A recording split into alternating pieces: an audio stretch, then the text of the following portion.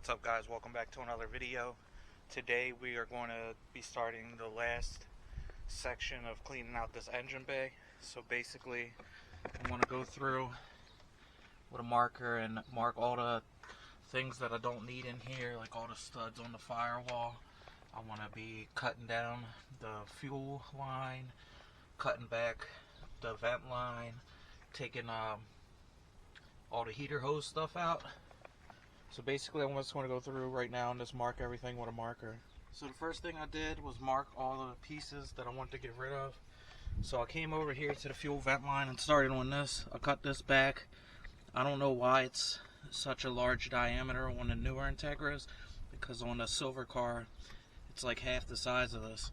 But basically I just used this rigid mini tubing cutter and I cut that section off right there. So now I'm going to come over here to the fuel. I plan on tucking this. I'm going to cut it right here where the straight is because none of the stuff came yet. I could always cut it back, but I want to cut it right here for now. So I'll tape the vent line off. I'll cut the fuel line here. I got that taped off. Since I'm going to be cutting these studs off, I don't want any sparks to be flying around here.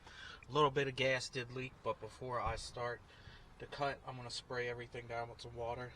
So now we're going to work on getting these heater hoses off. I'm going to remove this bracket right here.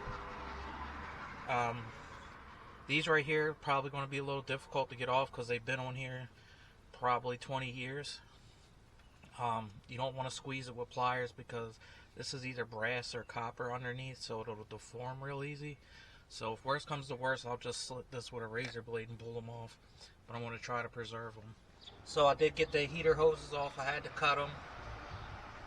They were just too stubborn to come off.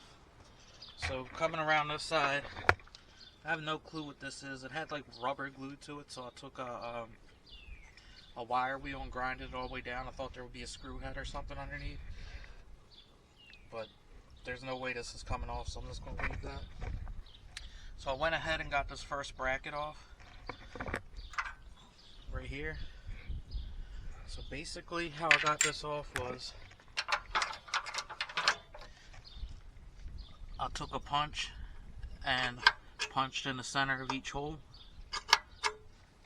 and then I took this spot welder bit from Harbor Freight and took my time, didn't press real hard, just let the bit do all the work and just start to cut this down. I'll try to hold the camera and show you and do it with one hand.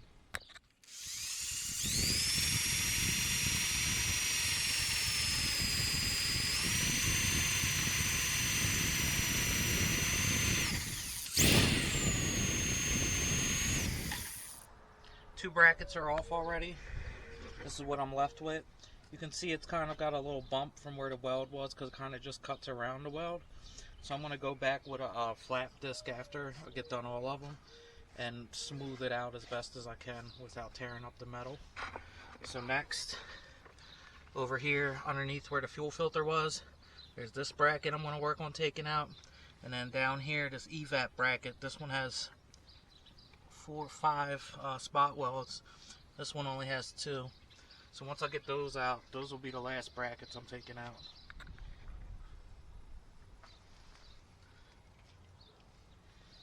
Alright, so that took about 45 minutes to get all those brackets off because I was trying to make sure I didn't go into the sheet metal. So now I'm just going to take a grinder with the cut wheel and try to get these down as close as possible. If I can't get too close, I have a Dremel tool that I can use with a cutoff wheel, but the grinder is going to be much quicker.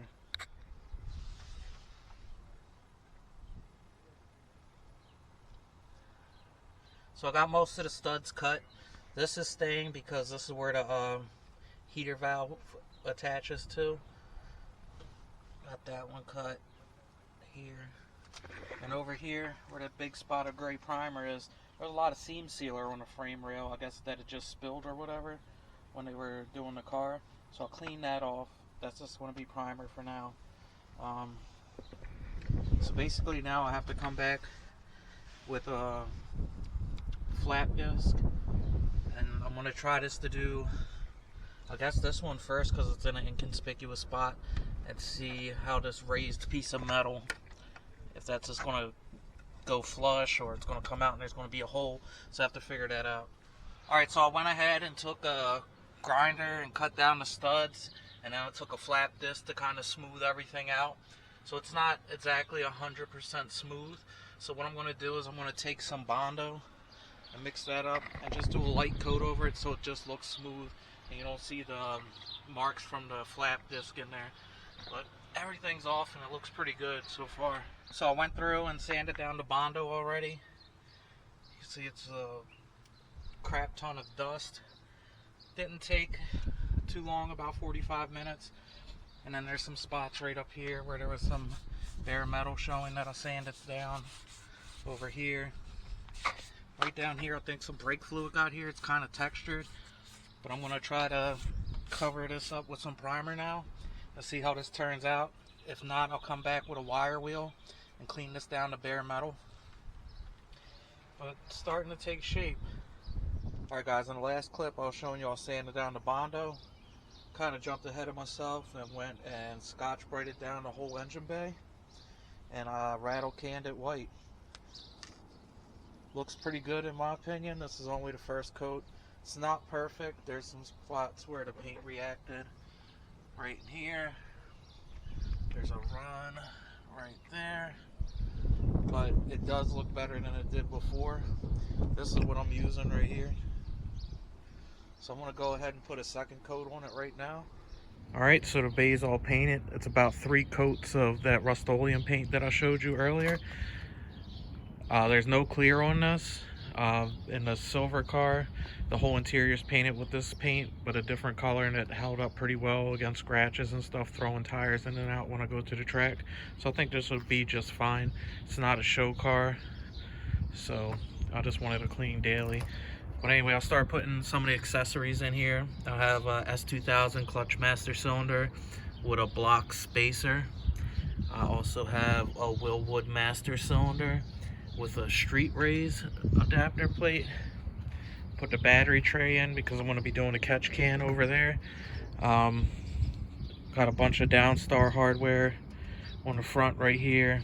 I did some of the V1 Downstar hardware for the headlights right down there.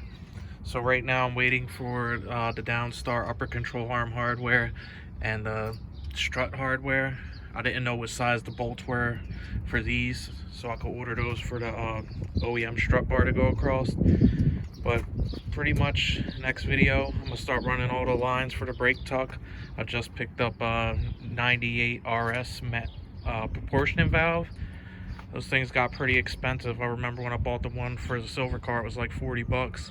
I paid almost 100 bucks for this one. So we're going to start bending the lines and everything next video. Waiting for like 190-degree bulkhead fitting for the bottom rear lines to come in through the firewall. But that's pretty much going to wrap up this video. No, this one was pretty straightforward, just taking off the brackets and whatnot and painting the engine bay. But hopefully we'll start making some progress soon. The machine shop finally did take the head, so that should just be a few days to get it resurfaced and cleaned up. And then we can start getting that motor together, and then things will start coming together relatively quick. But if you guys have any questions, feel free to leave them down at the bottom like always. Until next time, like, comment, subscribe, and I'll catch you guys in the next one.